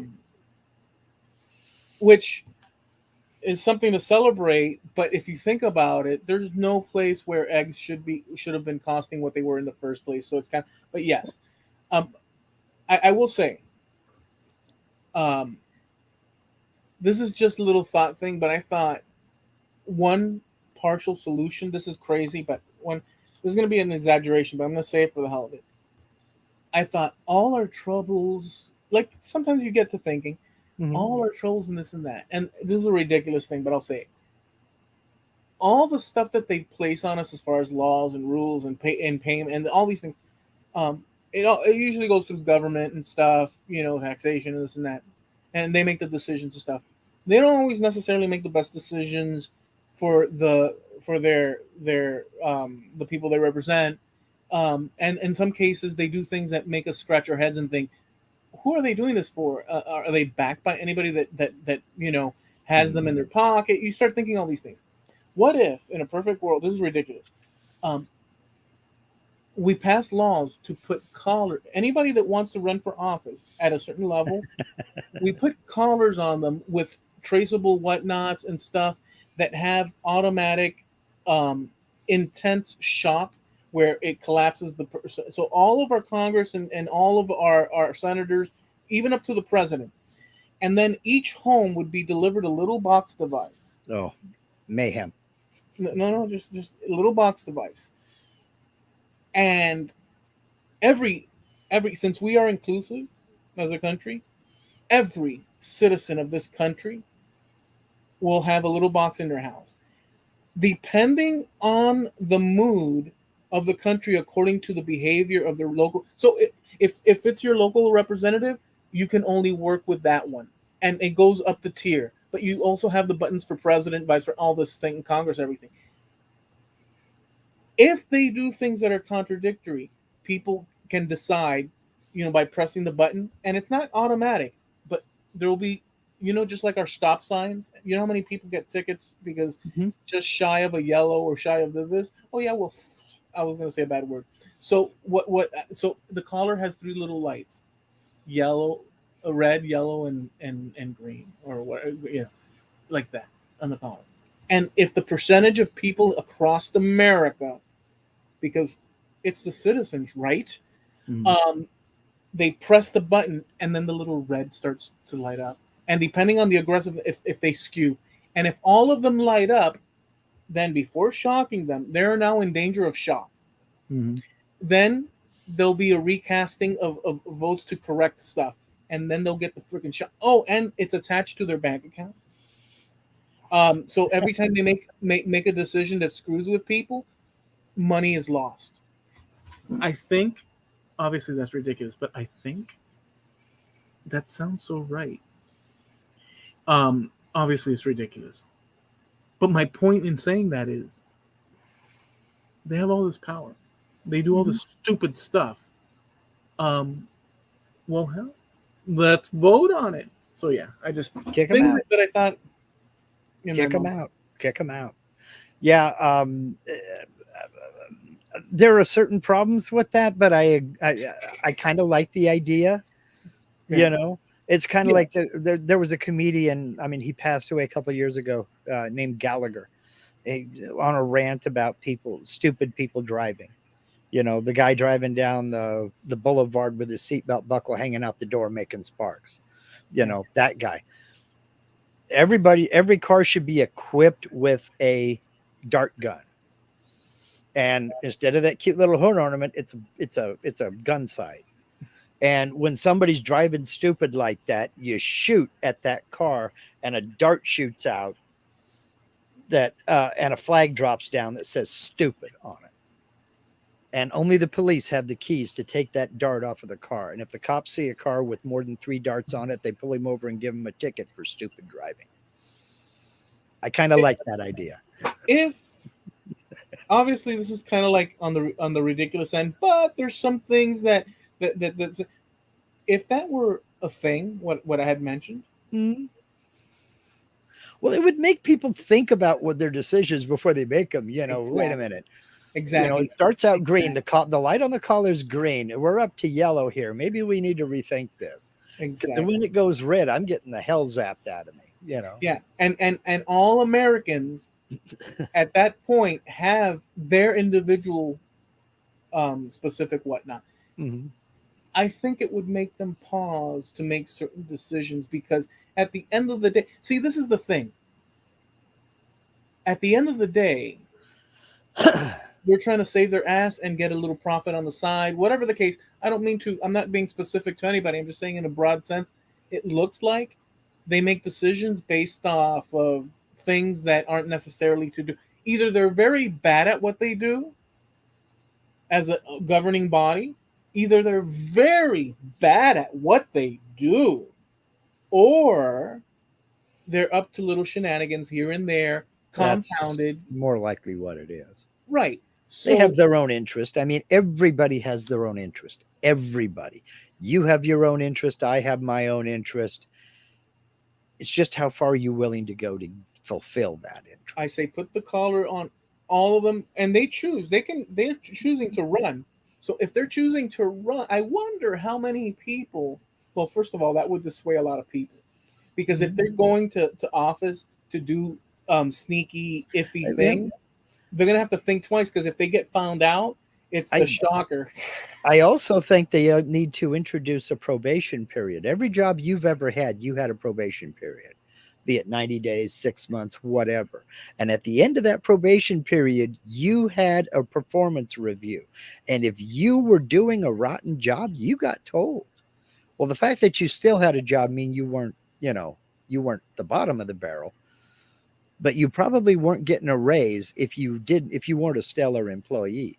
Well, we need to have a probationary period, where we can show our receipt and say, yeah, no, we want our vote back. And I've got a secondary one. A a bi yearly, we could say twice a year, events held across the country for local representatives as well as state Hmm. and federal. I guess we'd have to break it into the into a few, maybe four times, um, where the politicians of said localities. Do you remember the pie throwing contest where the guy has their put their head through the little Or hole? the dunk tank. Yeah. Yeah, I like the pie one, but both Yeah. are applicable. They have to arrive. and this is by law, all decreed as and they stick their little head in the thing, and it's like dressed as like the body of the thing is either a donkey or whatever, or a little monkey going in. And the citizenry of said area, depending on their behavior, can line up at that state fair or local fair with pies galore, and you get to slam their faces with it, and pictures taken and published in all the magazines, and articles written with all the bad behaviors. That, obviously, this is ridiculous, but my point is, what's so obvious to many Americans across the country, we're being freaking pulled by the big toe across the dirty road to the other side and dropped in mud. um I like that sense of, putting them in their place. But then No, yeah, again, and I talk like I want to overthrow the government, and I really don't. I just want to fire them. If you've been there more than 10 years, you need to do something else. You've been oh, there too long. the government is fine. It's the people representing, behaving. And to be fair, it is a huge machine with many moving parts. And Well, because it's such a complicated machine, um, like, people go in and they're part of the machine, and they can only mhm. act so much. And if they have enough pressure, they may not act on one thing because they want something else to get done. And then this whole system, that's the bureaucracy of the thing. But the thing is that this machine has a life of its own to a certain degree. And for Well, some reason, well, go ahead. only in that they'll keep feeding the machine. They keep feeding the machine, and you know, it's. But you're not going to get them to change it. Why would they? What's their incentive to change it? They're not going to change it. They don't want to change it. The only people that can change it would be the state legislatures, because and they'd have to amend the Constitution, and that's not going to happen because most of the state legislators themselves want to progress to that next level because they want some of that pie. Yeah. You know, I so mean, look, but it beats the heck out of government death squads pounding on your door. So oh, yeah, no, in context, mhm. in context, the way things were set up originally here, Mhm. and I guess it was a messy affair anyhow, Oh sure. but due to the documentation, governmental, originally, Mm. basically a constitution, and what was laid out there, it's made it difficult for not nice people or tyrant type people, or shifty, manipulative people, Yeah. to be able to get all that they want. But that is not saying that. I'll just say this last thing. It's almost not true, yet it's true, because it's true what you said. Like, at least we don't have death squads knocking at her. Um, so, and that's a big deal, obviously. But they've pushed so much across these few hundred years Yeah. with little sleazy actions that go against. So, look, the job of, in my opinion, and again, it's my opinion, you're there to serve the populace for their well-being. The problem is what they define as well-being. Is it Well, pocketing money? Is it this and that? And so but it's a but but that's the problem with the system, is that the only way you get elected is by serving your dinero. no serving yourself, not by serving the population. That's why I think the Greeks had it right. Saltition, salt, a lottery, same way you get picked for jury duty. It's just that now, boom, Eloy represents Sweetwater. It's your turn, and you go spend 4 years, and then you're out, and the next guy's in. You know what? I like that. So the reason I like that idea is that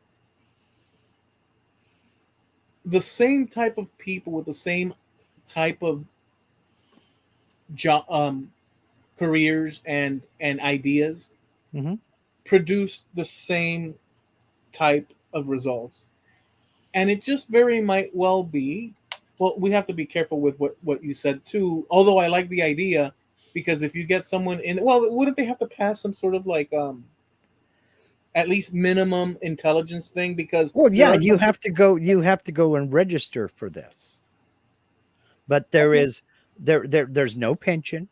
There are no benefits. Once it's done and over with, you'll get a salary, but it's not going to be a six-figure salary.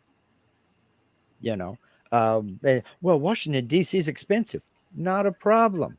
We can build an apartment to house everybody. You'll get Yeah. free room and board.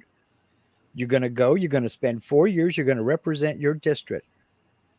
And at the end of that 4 years, you're gone, and the next guy comes in. Yeah. This whole thing of this lavish lifestyles in Mhm. conjunction with government, and this whole thing of everybody's got a mansion next to the sea, and this whole thing everybody's got a jet, private charter, and Well, this whole thing about this whole.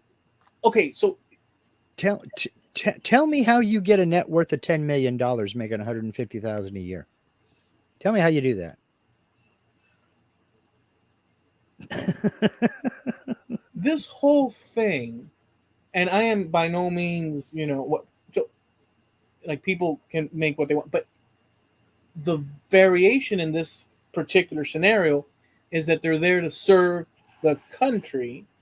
If that's what you're signing up for, the way the system has evolved, it appears like these people and like they're lavish this and that within the context of government. No, they should be there, in my mind, to Mhm. serve the public. There's no getting rich. There's none of that apply. These are people that want to serve for the betterment of the populace at large. Right. But that's not what we see, or it Nope. doesn't appear that way. Nope. Yeah, you're absolutely right. It's people that want to serve themselves under the It's this. guise of serving you. It's this Um, power grab. This Now, power. Greg said that would be like Russian roulette with what you got for a leader. Not really, because just because you're selected for jury duty doesn't mean that you're going to be selected for that jury. They call 40, 50 people for jury duty, and maybe a quarter of them actually end up serving on a jury. You know, it's there's a process. It's not just that simple. Okay, pulled a ball out of the bag. Eloy Escojedo, Sweetwater, Florida. You're now the Secretary of Transportation. It's nothing like that. We're talking about local representation. You're gonna have people that don't know squat about the local area. They're going to be excluded. There will be an interview process, but just like a jury, they pull 10 names out of the hat. One of those 10 is going to be the next representative from this district. The reason for that is you can't be bought. There's no outside pressure. They can't get to you. You've eliminated the money from it. You've eliminated the money. And you get equal representation. Yeah. You know? And any decision. See, I keep going back to my little ring collar thing, but yeah. So there is this pleasure in this, but I think that there has always been. I mean, Well, I think that I don't know, well, man. It's a messy thing because again, if what? you go down the list, you're going to start with the best, and then you're going to end up with the worst. Arguably, there may be better places to be, but I don't think anybody would argue that there are a lot worse places to be. And maybe I'm just so cynical I don't give a ding dong what they're doing in Washington anymore, because basically I don't. But Let's read off some of these because there's some good comments. go ahead. Okay. Um, I guess we'll start here. They don't represent their constituents. They represent the people who pay for their campaigns, and those payers pay for people on all sides, so they never lose. That Um, seems to be to a point. To a point, yeah. well. Anheuser Busch or whoever the Bud Light people were or are. Um, I remember hearing that they contribute to both campaigns on both Yeah. sides. So Yeah. that that makes that's Sure. accurate as far as what I've heard. Yeah. There are a lot of companies that do pay both sides. and they pay both sides because they want their name up there on that list. So when the campaign donors get remembered next time when they need something, they can go to that representative, and that representative is like, "Oh yeah, you guys did donate $500,000 to my campaign, so maybe I better listen to you." Well, this other company didn't donate, so we're gonna approve yours, but not theirs. Government was never intended to be a career. That's another good point. This whole Absolutely right. idea, this Absolutely whole right. yeah, this whole idea of like perpetual royal continuance across decades. I mean, it doesn't change the fact that a person can be good or at what they do. Um, the Yeah, longevity of go ahead. yeah, but when you have to have help to walk in and out of a room, Mitch McConnell, carry your butt back to Kentucky and give up.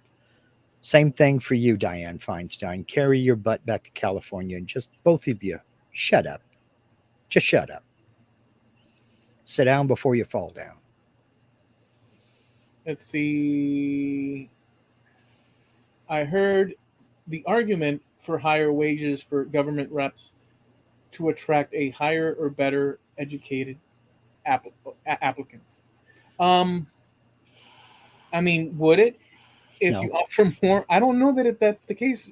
I think he's being tongue in cheek with it. I think so too. Yeah. Yeah, because the calculation doesn't. It Well, doesn't. when It you doesn't stop and figure. think about it, overwhelmingly, who do we elect? Lawyers. Well, you have to go to school for at least 4 years to become a lawyer. So, I mean, these people are, as much as we hate to admit it, these people are not complete idiots. They've at least gone through our college education system. No, Most of the and there's people we elect are lawyers. no. By no means are these people. So I had. I'll just say this. It's kind of tricky, but I'll say it. It's not tricky, but I don't want to bring up a certain name because it's. But whatever. I was having a back and forth years ago with a friend, and it was over politics and this and that, and it was over a politician. It was a president, an orange president. Um, and they were like, "I can't believe how stupid! I can't believe how stupid! I can't believe stupid! This, and that." And I said, "Well, wait a second. Do you think that you're smarter than said person?" I said, "Oh yeah, by a lot. I'm much smarter than this and that." Where's That your was all. building? That was all I need. So if we base, no, you can make an argument over an aspect of this and that, but there's no way. Like for let's say a Barack Obama or Mhm. anybody of these people.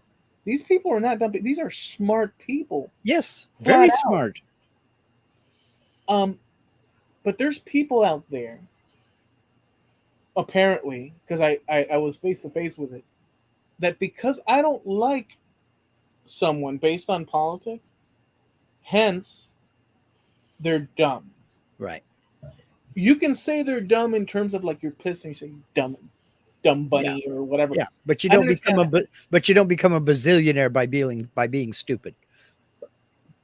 but you don't say someone is dumb, believe it, Hmm. like intrinsically feel it in your that Hmm. you're smarter than said person Yeah. Why ain't you based president? off based off a connection to Hmm. a particular ideology, this or that. Yeah. You may not like the ideas or the like. There's a bunch of stuff, and in fact, there could be moments of dumb coming from the person that one observes. Like there's all these possibilities, Sure. but the problem I had with his thing, and it could have been anybody. They could Mhm. have said Barack Obama. You can't do that because these people, uh, they're in the positions that they are, Mhm. whether it be cunning, this, and that, Yeah. whatever the case. But this person actually thought that they were smarter, and they believed it. Yeah. Then why aren't you president? Yeah, This person is so stupid they became the leader of the free world. What's your excuse? yeah. It makes no. You can't. If you're a reasonable person, you don't use that type of an argument. I mean, Yeah. you can say one thing that they Well, did is dumb, or you can say that that was a dumb mistake, and you yeah, can make an argument for it. But to discredit a person based on intelligence across the board, and they may have a point in certain things. Like, I'm not sure. disagreeing that you can argue with No, decisions and smart whatnot. people do dumb things all the time. Yeah, everybody, because human beings. But the concept of I don't like your politics or your this or your religion or your So that philosophy, means you're stupid. so Yeah. that means you're stupid, is not it. It sounds off. It sounds like more Well, biased it's than ego stroking. It's ego stroking. They're stroking their own egos. right. And to me, that's admitting to an insecurity and putting it on display. Or just, I mean, it Yeah. could be that some people, like Trudeau, they always call Trudeau, like we have Mhm. Canadians, like dumb, this, and that. I don't think the guy's dumb. No, he is the leader of Canada. He Yeah. did make it to prime minister. You don't get to that. You don't get to that level because you're an idiot. You know? Right. There's no now you could argue And they had a Linda's hand up. You can argue this. Go ahead. now that is the truth. For every person at the top of the class, there's also someone at the bottom. You're absolutely right. Doctors, we revere doctors. Somewhere in the world, depending upon, well, in every specialty, somewhere around the world, you are going to find the world's best doctor. And by process of elimination, just by going down the list, you are also going to have the world's worst doctor.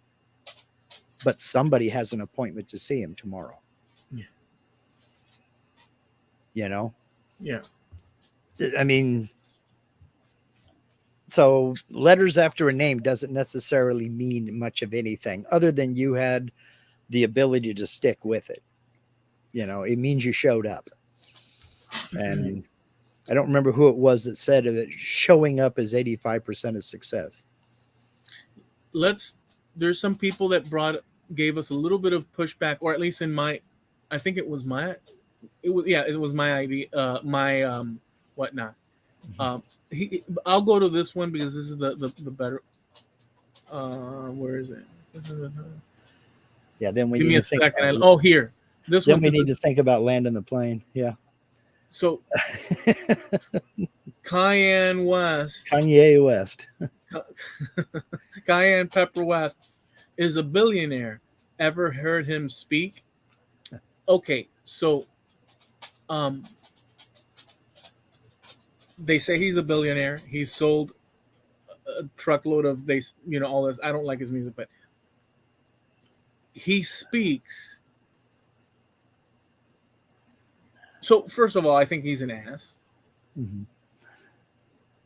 I'm tempted to think he's dumb because of how he speaks in terms of what he says and the choices and whatnot.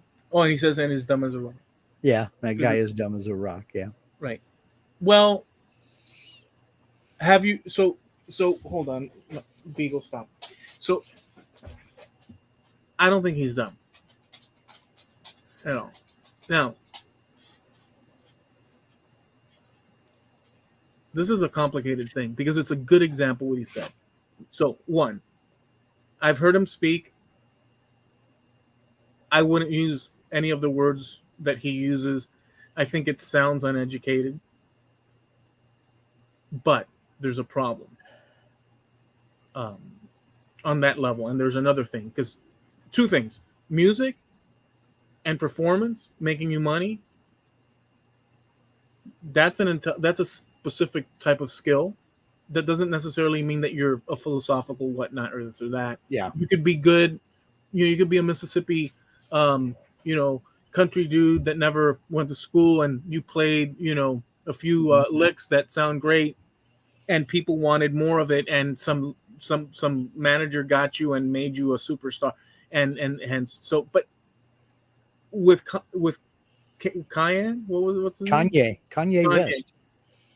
With him, I agree that when I listen to him, I can't help but think. But if you listen to him and put to the side the to me, the dumb crap that he connects, or the word choices that sound uneducated, like you're saying.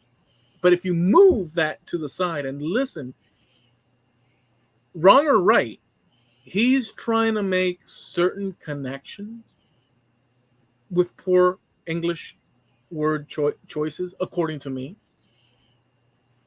to unravel puzzles that sound reasonable to him. He's a thinking person to the best of his ability, with poor standardized what we would like my speech. So if you take my, because it's a complicated, what he just brought up is complicated, because I don't know, I understand exactly what Jim is saying, and I agree that it sounds what it does, and I agree that he's rich, the West guy, um, but I don't think he's dumb. I don't think he's dumb. I think that you can have someone that never went to school be brilliant or have the capacity for brilliance, but he has not been polished and refined, he or she, and they're not able to express the way most people express, because they did have that education on a basic level, at least broadly. And so he's got this limitation, but underlying that, he has the ability. You may not like his conclusions. I don't like his conclusions at all, but I would not call him stupid, as tempted as I would be to want to say it, because I think that he's a hot pile of whatnot, but I still would not call him stupid. See, you give him a lot more credit than I give him, because I would just break it down to, I think he's an egomaniac who is willing to say or do just about anything to get attention. And he believes he's justified in getting that, in demanding that attention. I don't disagree. So, okay, that critique could still live. Mm-hmm. So, could still live alongside with what I said. Oh yeah, that's what I'm saying. You give him a lot more credit than I give him, because I never went that deep, and I might agree with you. I might agree with you on that. Yeah, he doesn't have the. But I got to the point to where this dude's an egomaniac, and he's willing to say or do just about anything for attention. He doesn't care if it's good or bad. He just wants attention, and I never went beyond that. I don't even think about it. I put more effort into thinking about him tonight talking to you than I have in the last 6 years. So and then he Jim said praising Nazis as saying, "Come on, dude, praising Nazis." Okay, so that specific scenario and his ideas disjointed. I'm not talking about his conclusions or all this and that. The fact that he's processing stuff and can't deliver it in the way that we would all. So, for instance, I could make to whatever degree my English is. So the specific subjects. Okay, when you take let me roll back. You take a human being. The human being is educated in their respective country, locality. That human being has now added the ability, in the case of speaking and writing, the ability to put on paper or in words a series of words to create thoughts. Now that person is also exposed to their local environments and all that adds to them. A human being comes attached with all these things. Not every human being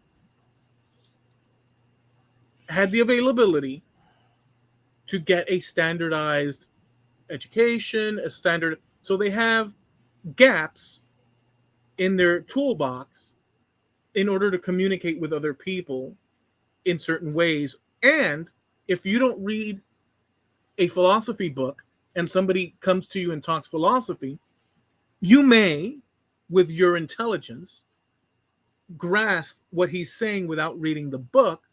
But since you don't have the reference points in that book, you can't deliver on that level what would be the norm of the conversation.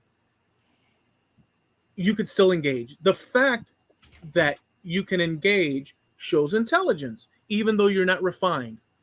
I would not say that Kyan West, Kion, I can't even get his name, is not intelligent. That doesn't mean that I'm now agreeing with his freaking thing. I think the guy is a hot mess, as I mentioned before. But it's the same problem with these politicians to think that they're stupid because they're doing bad things for other people, and then saying, well, that's because they're stupid. I don't think that that's the case. It's even Hitler himself. You can't say that Hitler was stupid, and yet he was. I mean, the terrible of the terrible. The freaking Grim Reaper in the night. But could you say he was stupid? I don't know. Um, do you get my point? Yeah. Yeah. Yeah. Yeah. I separate those things. It doesn't change the fact that he's a piece of crap. You know what I'm saying? But you can't say, oh well, Bill Clinton, he's got this libido that can't be stopped, and therefore he's stupid. No, you can't say that if you're intellectually slightly honest. So that's all I'm getting on about, Jim, in that respect. Many of the super rich were that way from birth, not necessarily, fewer than you would think. It runs in families, very generally speaking, with exceptions, of course. Most familial wealth lasts a generation and a half after the person who made it. The next generation tends to lose it. There are exceptions to that. You could point to the Kennedys. Nouveau riche like Zuckerberg and Musk would be exceptions. Well, look at Andrew Carnegie. He came over here at age 12 with nothing. He was a message boy for the Telegraph. Became the richest man in the world before he was surpassed by John DuPont, and left his kids each $100,000 and gave away the rest of his money. He built libraries all over the country. And his kids, while they didn't die destitute, the familial wealth went away. I mean, Yeah, and there's people. There are exceptions. The Kennedys is one exception to that, but the No, the Vanderbilts are basically done. It is true too. So that's true, and it's true too that in some cases people just keep springboarding the wealth forward. Mm-hmm. But to me, that's neither here nor there, Mm-hmm. unless. So nothing to me is neither here nor. So in terms of what people privately and this and that, it's one, they use the tools of government Mm-hmm. to force hands to steer, and that is a difficult thing to to to to avoid, because power and money and all these things are required in order to push people to do things, and But you have to have that streak in you to begin with, I think, because there are a lot of wealthy, powerful people who have no desire to get into politics at all. There are a lot of wealthy, powerful people who try to avoid that and stay away from it. I mean, look at what Microsoft went through. Microsoft was taken to court, Securities Exchange Commission, and they tried to break up Microsoft because they said, no, you're too big. So you got to strip the server of the Internet Explorer out of the operating system so that people have a choice of another web browser and this, that, and the other. The reason they went after Microsoft was not because of any of that. The reason they went after Microsoft was because up until that time, Microsoft didn't lobby. They wouldn't lobby. But funny, the minute they did start lobbying, all that went away. Yeah. All of that went away. It wasn't the Securities and Exchange Commission. It was the Federal Trade Commission. I'm sorry.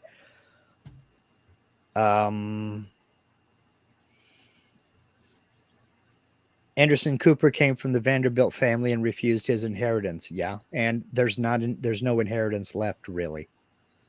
Yeah, they The don't have the money. the Vanderbilt family is done. They're Yeah, gone, they don't have the basically. money. Um, there's examples of various things. It's complicated, but just to recap, for my sake, with the and by the way, when all his trash talking was happening a year ago or whatever, Mhm. uh, the rapper guy, um, I had some all out brawls online because at the time against him and his thing because at the time a lot of from the very curious places a lot of anti, let's call it anti-Jewish or whatnot, sentiment, which is whatever degree of the population, that target, to put all their shortcomings onto a group of people, Mhm. based on their their belonging to the group. So, oh, Yeah. therefore these people are bad. So it's the same thing that people do to certain ethnicities, Mhm. traditionally speaking and stuff. And it's wrong either way you cut it. Any way you cut it. Um, and so what he said was, to me, anti, other people. Um, and I saw other people, and so I would comment, and I saw the boldness, and so yeah, I did a back and forth with that. His conclusions I thought were wrong based on just, but he has his method to his method, so I wouldn't call him stupid. It's better than somebody, as far as the usage of brain. If we're considering usage of brain, um, well, I don't want to rehash it, but um, you have to be careful in the stupid category, depending on when you like people or not. If you're if you're believing that what you're saying as stupid is literally no, they're just stupid. I don't know. I try to be careful because I don't want to over blind myself to, oh well, I'm smart and they're stupid. I don't want to ever do that as much as I can, because you end up clouding your own judgment by assuming, oh well, they're stupid. Yes, it's tempting, but if one does that too much, one starts to think that Well, one's brilliant and everybody else is an idiot. like And I if you do that, you're screwed. like I said, smart people say stupid things all the time, and they do Yeah, stupid things all the time. I mean, yeah. because you don't have to like it, but it is the case. People are people. You know, doctors make bad decisions, lawyers make bad decisions, judges make bad calls. It happens. People are people, but that doesn't mean that they're stupid. Final thing I'll say about this. Final thing. Yeah, we To need to to, land the to plane. yeah. To just final thing. Um, it's very comfortable and easy to do, since I'm manning my spaceship through this world, Mm-hmm. that I am the center of intelligence Mm-hmm.